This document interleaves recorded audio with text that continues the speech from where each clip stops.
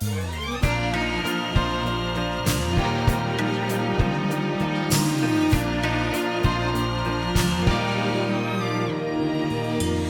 倒的瞬間，擂台上面離開，打輸了尚餘10秒正。但去到絕境，腎上腺素讓身體急甦醒，信念堅定。人生裏難事事練成，然而敗北仍可給口氣走遠的再拼。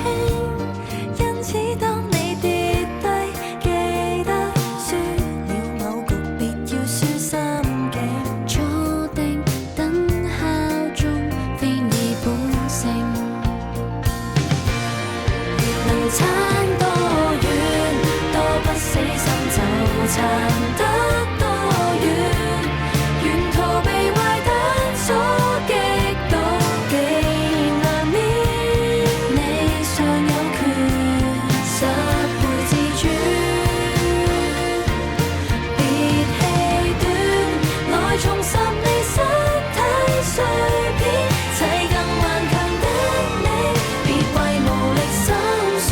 你最迷人的性格，源自你被擊倒的那天，起身再戰。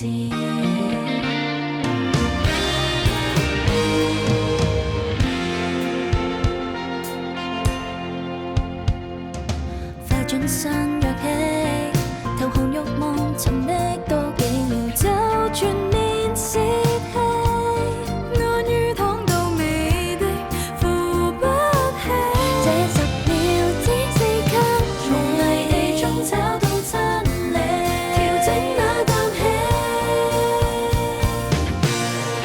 能撐多遠，多不死心就撐得多遠。沿途被壞蛋所擊倒，既然難免你尚有權10倍自尊。別氣短，來重拾你身體碎片，砌更頑強的你，別為無力心酸。拼到喉嚨乾兼氣喘，才知氣未斷。不屈接受10片，真心正你弱點，硬著單隻捱過，你更難磨損。能撐多遠，多不死心就撐得多遠。沿途被壞蛋所擊倒，既然難免你尚有權反撲逆轉。若然未數到10，仍能被你1秒扭轉。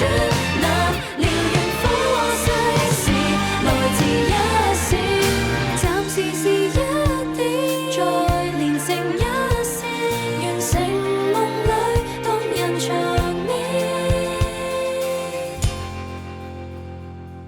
跌倒的瞬間，擂台上面離開，打輸了尚餘10秒正。